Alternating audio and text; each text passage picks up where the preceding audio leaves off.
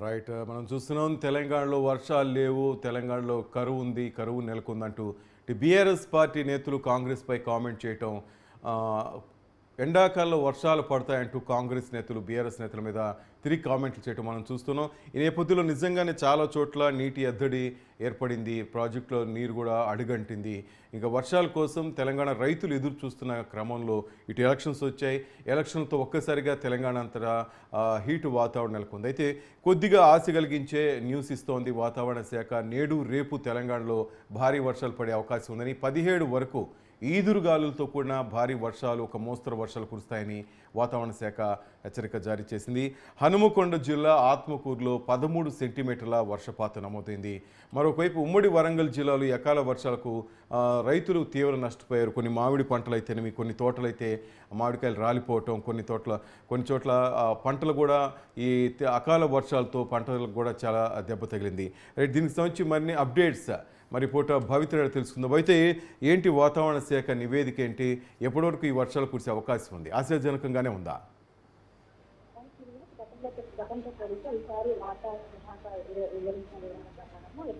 ఎక్కువగానే వర్షపాతం నమోదైన అవకాశాలు అని చెప్పేసి కనబడుతున్నాయి.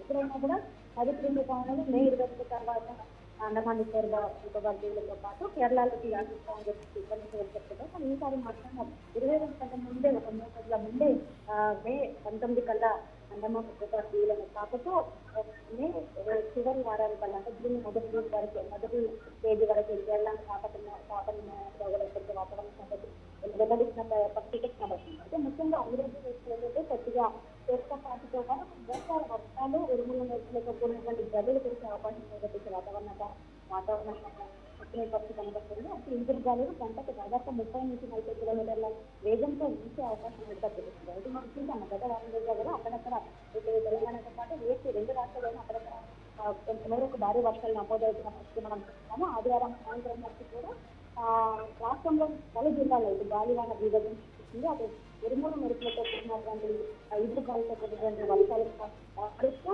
చాలా చోట్ల చెట్లు నేలపడిన పరిస్థితి మనం చూసాము. కొన్ని ప్లేసులు అయితే విద్యుత్ స్తంభాలు గాలికి విరిగిపడ్డంతో పాటు చాలా కేసుల్లో కరెంటుకి అంతరాయం కలిగిన విషయం మనకు తెలుస్తుంది. నిన్న ఇక్కడ తెలంగాణతో పాటు ఏపీలో పోలింగ్ జరగనున్న నేపథ్యంలో మొన్న జరిగినటువంటి ఎదురు గాలులతో పాటు వర్షాల మాత్రం చాలా చోట్ల ఇటు పోలింగ్ బూత్లకు సంబంధించినటువంటి అధికారులు కూడా చాలా ఇబ్బంది పరిస్థితి మనకు తెలుస్తుంది.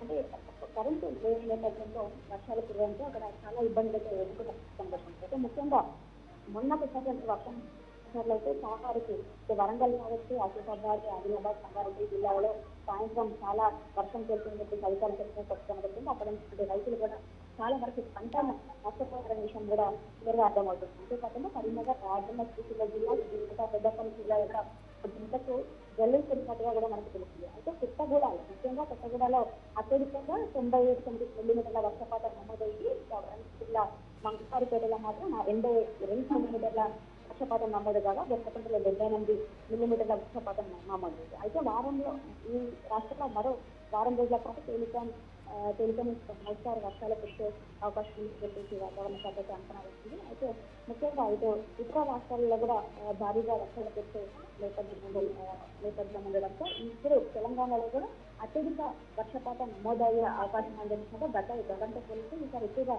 వర్షపాతం నమోదయ్యే అవకాశం అని చెప్పేసి తెలిసినట్టు తెలుస్తుంది. అయితే ఈసారి మాత్రం ఏదైతే తెలంగాణ వ్యాప్తంగా ఉన్నటువంటి పొలిటికల్ విమర్శకు పెట్టే అవకాశం ఉన్నట్టుగా తెలుస్తుంది. గతంలో అంటే తెలంగాణ రాష్ట్రం ఏర్పడిన తర్వాత ఎక్కడ కూడా నీటి సమస్య ఎదుర్కోలేదు.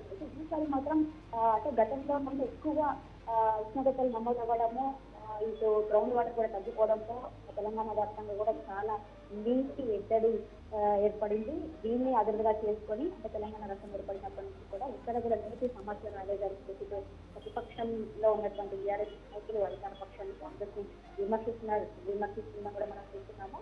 ఈ నేపథ్యంలో మేము వచ్చింది అధికారంలోకి డిసెంబర్లో, అది వర్షాకాలంలో ఉన్నది మీరే అధికారంలో ఉన్నారని కాంగ్రెస్ పార్టీ అటు టీఆర్ఎస్ వాళ్ళు మాత్రమే ఉన్నటువంటి ఉన్నటువంటి వనరులను యూజ్ చేసుకునే అంటే కేంద్రీకృత సామర్థ్యం గల కాంగ్రెస్ వాళ్ళు ఇవన్నిటికీ కూడా చెప్పే అవకాశం మరికొన్ని రోజుల్లో ఉంది. సో ఈ వారం రోజుల పాటు మాత్రం తెలంగాణతో పాటు ఏపీకి కూడా ఒక మోస్తరు నుంచి భారీ స్థాయిలో వర్షం కురిసే అవకాశం ఉన్నట్టుగా తెలుస్తుంది. Thank you Bhavitha.